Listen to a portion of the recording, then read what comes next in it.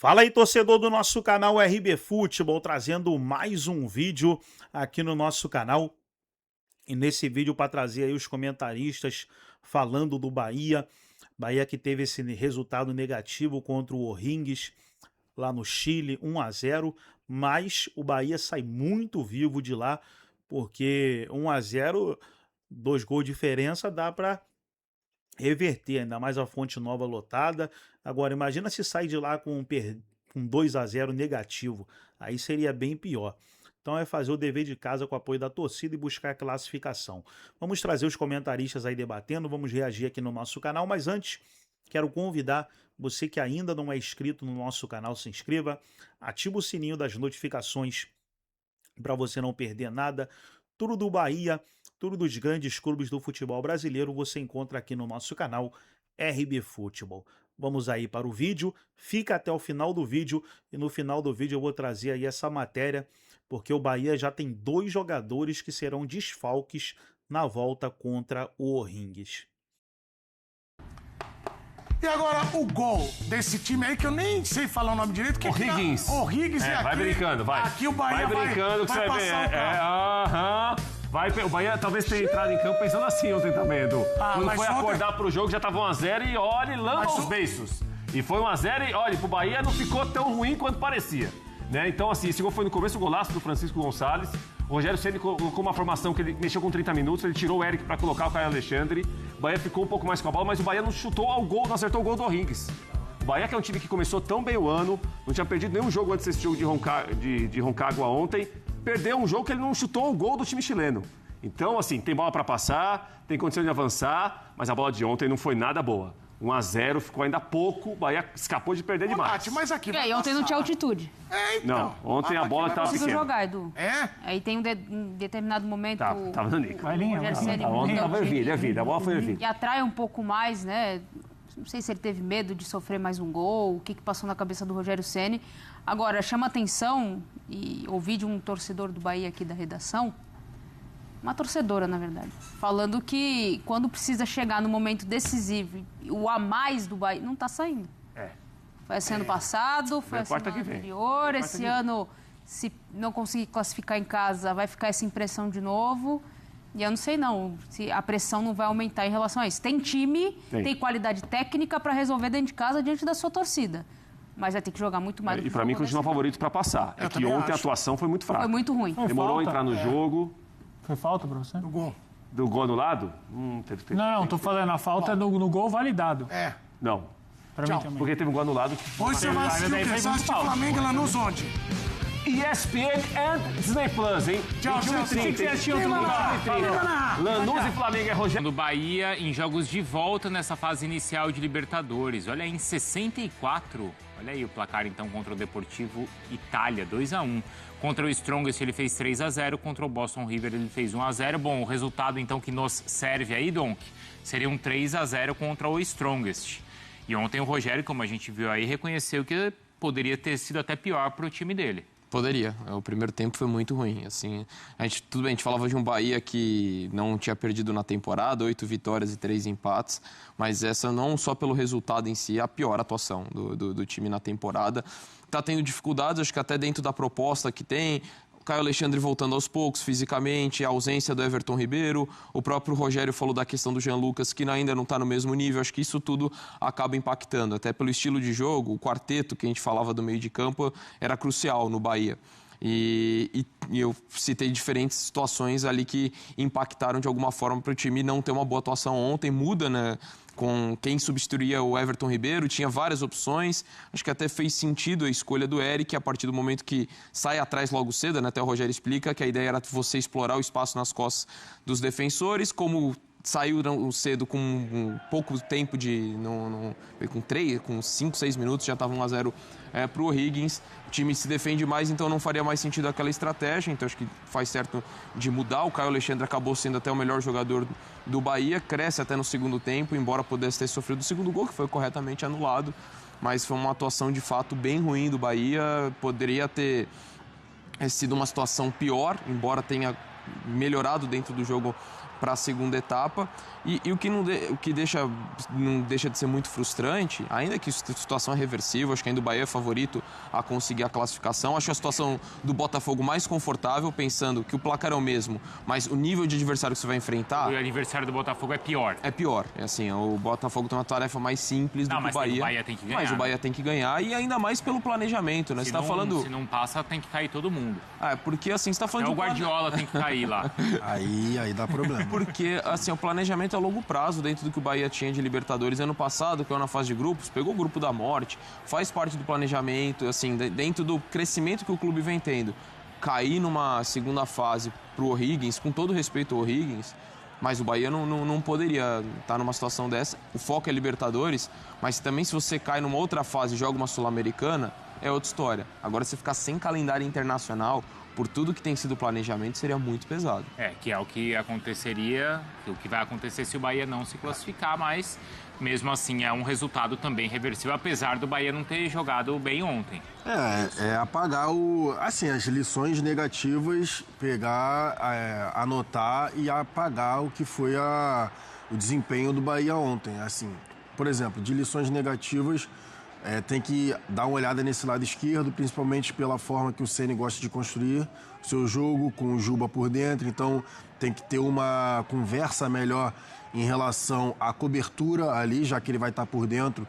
Se o Santimingo tem que ficar um pouco mais aberto para fazer a cobertura, se o Gabriel Xavier fechar um pouco mais, enfim, alguma coisa nesse sentido. Em relação ao Eric e depois ao Caio Alexandre, o Eric, o Ceni mesmo já explicou, o Dom que já falou, era a questão da força física, um pouco mais de marcação, um pouco mais de imposição, mas o que o Caio Alexandre fez depois que ele entrou em campo, para mim, já credencia que ele está conseguindo voltar à sua melhor forma, né, depois de muito tempo afastado na temporada passada, e que ele provavelmente poderá ser titular e uma peça fundamental no jogo de volta, porque ele jogou muito. E vale a gente lembrar que, assim, o Acevedo, que está fazendo ali, né, o carregando o piano como primeiro volante, o Caio Alexandre e o Jean Lucas conseguiram, né? Eles meio que revezavam essa função na temporada passada e o Acevedo era reserva. Então, o que pode acontecer na Fonte Nova, eu acredito até que, enfim, seja que o torcedor do Bahia veja um time que vá para cima, até porque você precisa reverter um resultado negativo. E aí, com o Caio Alexandre e Jean Lucas já de saída, você já na hora que sai a escalação lá na Fonte Nova, o torcedor já, né?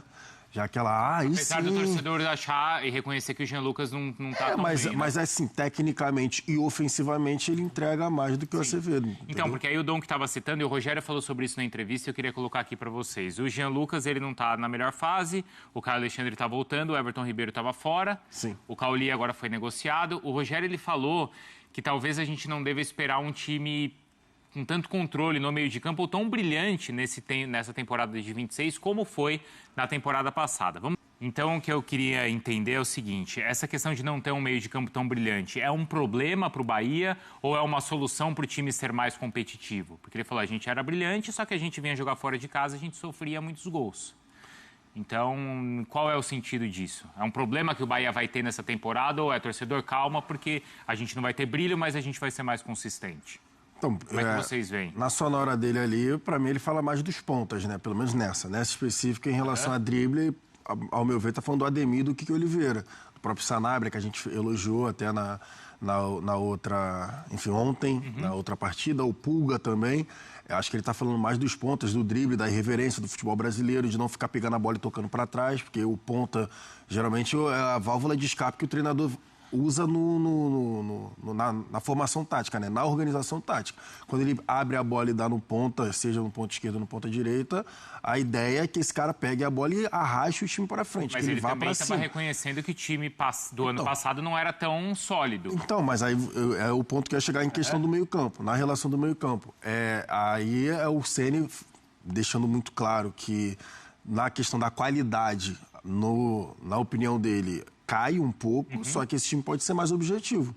Então tem a leitura do seguinte, pode ser negativo no sentido de não ter mais tanto a posse da bola, de ficar naquele arame liso que até às vezes a gente viu na temporada passada, rodando a bola de um lado para o outro, e o negativo nessa situação é de você não conseguir reter a bola, e é algo que o Rogério Ceni gosta, de ter a posse da bola, mas pode ser Ele positivo. falou, até prefiro. Mas pode ser positivo de você ser um pouco mais direto. E aí entra muito da formação que a gente estava falando ontem. Mas do William aí... José descendo mais um pouco e você tem os dois pontas mais agudos, que aí você, em 3 toques na bola, você consegue botar um companheiro na cara do gol. Tudo depende da formação e da estratégia do Ceni.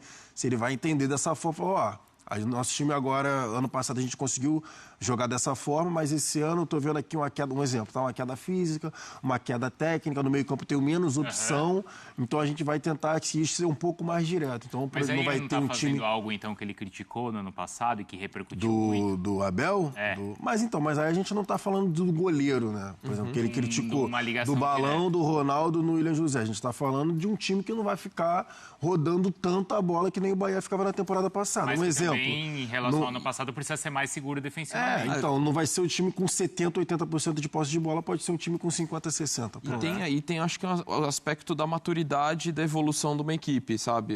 Acho que você olha, por exemplo, na Libertadores, que o Bahia apresentou um bom futebol na Libertadores passada, mas a gente fala daquele jogo com o Nacional, como virou a chavinha. Então, acho que também a maturidade de alguém de um clube... Rogério...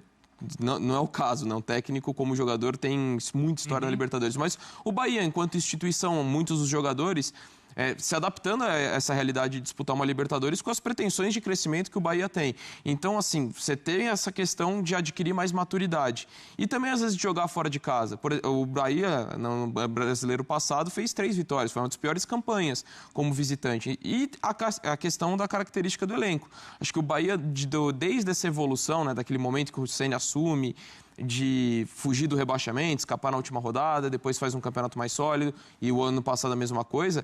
No começo não tinha tantos atacantes de beirada, e acho que esse número foi evoluindo ao longo desse processo do Bahia. Então, também você jogar Desde de a acordo... contratação do Pulga, do Ademir. Desde a contratação do Pulga, do Ademir. Então, acho que é um time também que, o Rogério jogou dessa forma, foi bem vistoso, mas se o seu elenco está mudando o perfil, se você não reconhecer isso e assimila e basicamente na mesma ideia, você tende mais a se prejudicar. Então, me parece um técnico muito consciente da flexibilidade que ele precisa ter dentro da maturidade do trabalho, dos pontos que ele teve de vulnerabilidade jogando fora de casa, ou do próprio estilo de jogo, e também de um perfil de elenco que tem mudado. Então, parece bem de acordo com esse cenário do Bahia. Vocês não acham nessa questão do mercado? Como é que vocês avaliam? Porque eu vi em outros mercados o grupo até mais... incisivo ali. É verdade. Do tipo, cara, eu vou contratar o Everton Ribeiro, eu vou, tudo bem, não deu certo, mas assim, o Lúcio Rodrigues era um cara que era muito valorizado no mercado sul-americano, ou vai vir algum outro time que quer contratar o Caio Alexandre ou o Cauli, não vou deixar sair. Nesse mercado, será que não faltou alguém para, de fato, resolver os problemas? Pode ser no gol, pode ser na posição de centroavante mesmo? Concordo, e a gente estava falando ontem, né, em relação, por exemplo, ao retorno do Everaldo. Sinceramente, já falei, né, respeitando, vou esperar um pouco mais, mas, enfim, o contexto é que ele não era amado quando saiu e também não foi amado ao sair do Fluminense. Mas concordo, foi o garoto lá, o Sanches, né, o lateral direito que foi contratado, é Sanches, né? O lateral direito que entrou até como titular ontem, deixa eu só confirmar aqui. Gomes, desculpa, Gomes. Roman Gomes. O Roman Gomes foi contratado agora, enfim, as contratações do Bahia, de fato, ao meu ver, eu esperava mais, sim, do mercado, sinceramente. Até porque as ambições são cada vez maiores. Era sair do rebaixamento, jogar uma Libertadores, brigar pelo G4 brasileiro, você está subindo as pretensões. E agora, de fato, disputar esses títulos. Eu acho que poderia ser mais agressivo. Então tá aí, pessoal, foi o vídeo onde os comentaristas debateram aí a partida entre Nacional Potosí e Bahia. Bahia perdeu por 1-0 e busca a classificação na semana que vem. Agora, para agregar no vídeo e deixar você 100% atualizado, deixa eu trazer essa matéria aí, ó. Ceni já confirma 2 jogadores como desfalques na volta contra o O'Higgins. Então, já projetando a partida de volta, o Bahia tem 2 desfalques. E os 2 desfalques, pessoal, tá aqui, ó. Os zagueiros Canu e David Duarte, que já estavam fora por lesão, permanecem no departamento médico e são desfalques confirmados para a partida na Arena Fonte Nova na próxima quarta-feira. Então tá aí, pessoal. Tanto o Canu como o David Duarte não estarão presentes na partida de volta Vamos ver aí como vai ser a escalação do Bahia nessa partida decisiva. Gostou do vídeo? Deixa o like, se inscreva no canal, ativa o sininho das notificações. Forte abraço a todos e até o nosso próximo vídeo aqui no nosso canal RB Futebol.